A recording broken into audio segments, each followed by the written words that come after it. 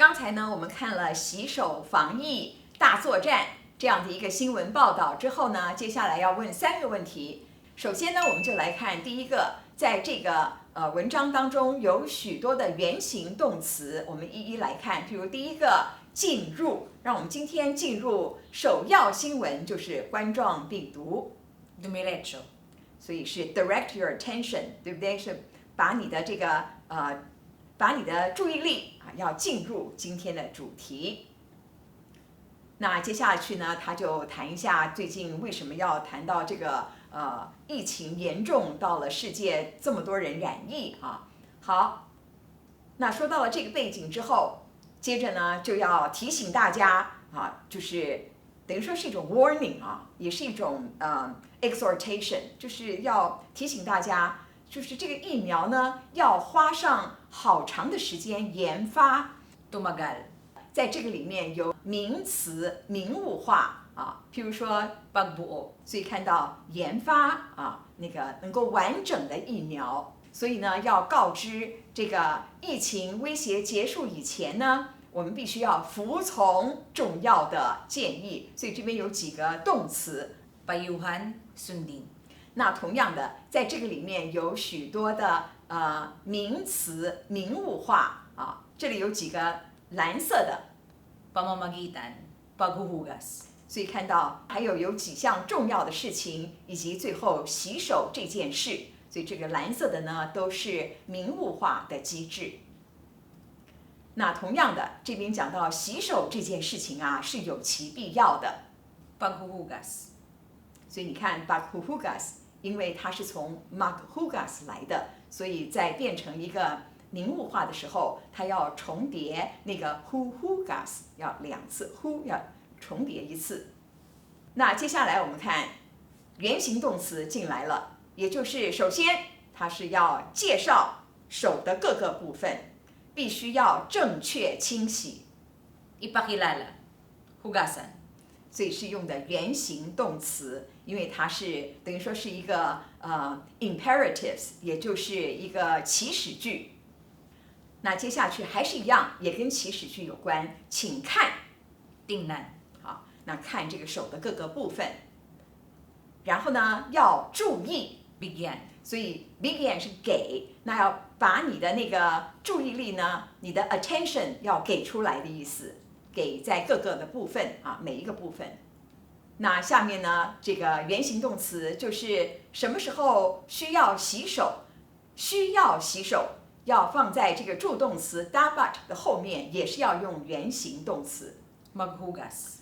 好，那接下去他说我们来谈一下洗手的适当时机，先谈一下这个是用原形动词， Pag-usapan.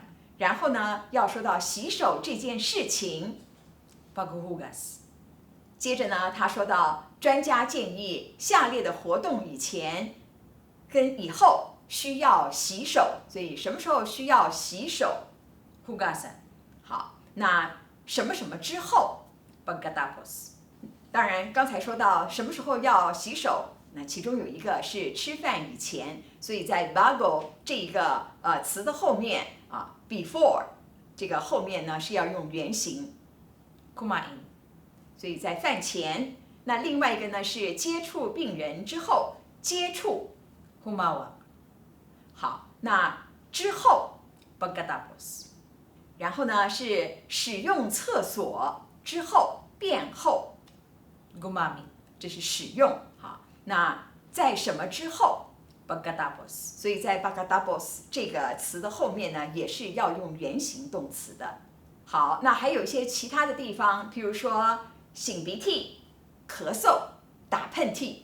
Suminga, umubo, bumahin. 那同样的，在什么什么之后， Pagkatapos.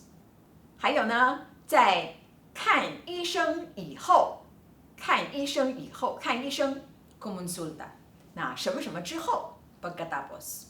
所以呢，由于我们都要用到手，对不对？应该随时洗手，所以我们需要随时洗手。Hugasan. 这些都是原形动词。那下面就问你了，有没有正确的洗手方式？洗手的方式啊，洗手这件事情。 Paghuhugas. 那当然，我们有6个正确的洗手步骤啊，洗手。 Paghuhugas. 好，接下去就要来了，都是祈使句啊，用原形。比如第一个，弄湿； Basain. 第二个，打上肥皂，把肥皂放在上面。 Lagyan. 接下去是揉搓， Kuskusin. 然后呢，清洗。 Banlawan. 所以那个水呢，这样子流在上面，把它洗干净，擦干， Tuyuin. 把水龙头关掉。 Patayin. 把带原来的意思是死掉的意思，把带印就是把它给 kill it， 把它给弄死，把它给关起来啊，所以它是一个比喻的用法。那最后呢，他说依照这6个步骤， Sundin.